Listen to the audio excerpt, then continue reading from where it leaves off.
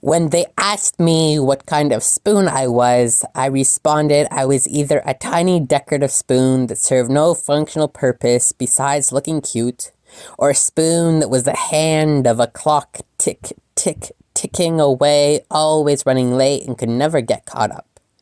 To tell you the truth, I was long out of spoons before you suggested the next time we meet I share a poem on love. So I laughed to a friend about how cheesy that was. My mother jokes of how I have always been late, as I was born 16 days after my due date, and haven't been on time a single day since, mostly due to my neurodivergent mind and difficulty with transitions. I was born on Valentine's Day 28 years ago, and I do not feel as though I've ever been in love in the way Cupid intended, but I know damn well I've experienced it. Through the passions I've expressed, the places I've gone, the experiences I've had, and the people I've met. Some of which I feel I've outgrown, I now grieve the versions of myself that my heart used to know. Today marks 69 days since my first partner and I spoke. Love is not the punchline of a joke. To release tension in the final phrase, love does not have a best before date. Informing you of when it will spoil, love is commitment and love is loyal. Today when I stepped outside, everything was frozen. It's Blue Monday, the most depressing day of the year. Nature has slowed down and it's a wonder why we don't listen to what we can hear. Listen to the lessons we are being told by the divine. The earth's elements have knowledge of how to shift and transform. The stories of flora and fauna shouldn't be ignored. Nature is quiet, the leaves have fallen, the branches are bare, the bears are in hibernation now. You can't hear their thunderous growl. Winter is a time of rest and reflection, a time to learn more about recovery and connection. The beginning and ending of a new cycle, where we can reset and try to find our direction. Love is not mining for your resources. Love is not extractive exploitation. Love is environmental justice and collective liberation. Love is a dish with one spoon. I was talking to my therapist last week when she was encouraging me to have self-compassion instead of being so hard on myself when my self-care goals felt far out of reach. Trying to find the balance between self-compassion and ensuring I try hard enough to succeed so I can meet my basic needs and ensure I exercise, eat, and get enough sleep so I can be the best version of me and share my gifts with community. Love is not a test we can fail or get perfect on. Love is not an assignment with a deadline. Love is not a race to win. Love is kind and love is patient. I have friends who check in with me on a daily basis, who understand the impacts of my disabilities and know what the state of my mental health is. Community members who create art with me and ensure I have an outlet for self-expression even when I'm experiencing burnout and depression. Family who support me to ensure I eat and help me achieve my goals and follow my dreams.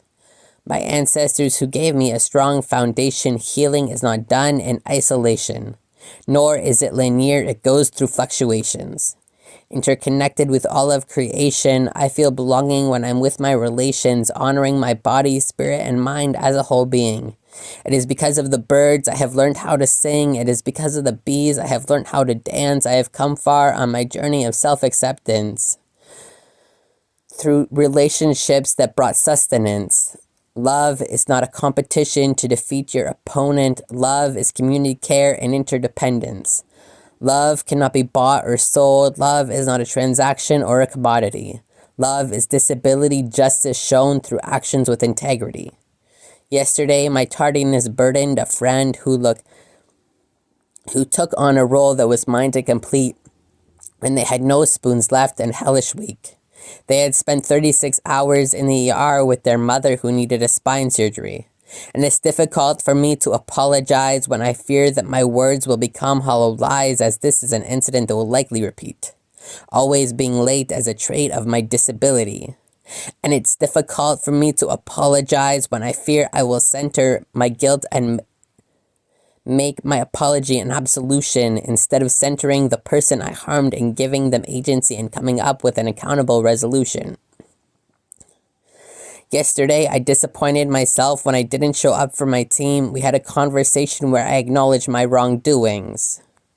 Love is not the absence of conflict. Love is being accountable to harm when we've caused it. Love is taking the time to call people in to work so that harm doesn't happen again.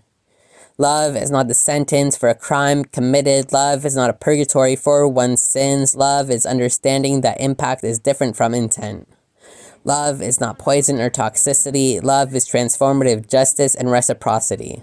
Love is building trust and creating possibilities.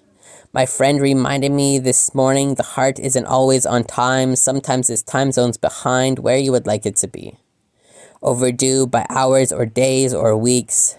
But the heart finds ways to persevere through its greatest conflicts and fears to demonstrate the power of unconditional love, continuing to go beyond and above expectations set out for it. By becoming up with creative solutions and understanding what constitutes as love through acts of solidarity, grief, and rage, the ways we exchange and ways we engage, love does not always look like a warm embrace. Sometimes it looks like a disappointed face that is still giving you a gentle grace and providing you with time and space to reflect and become at your own pace, until you regain some of your spoons and are able to share what you have in your scoop. My favorite poet believes that in a disabled trans body, love poems are social justice poems too. Because when we live in a world where our love is criminalized, our hearts become politicized, but I believe the inverse of that is equally true. That my social justice poems are love poems too. Because when we live in a world where our love is from the heart, our hearts can dream for better futures and we can create them through art.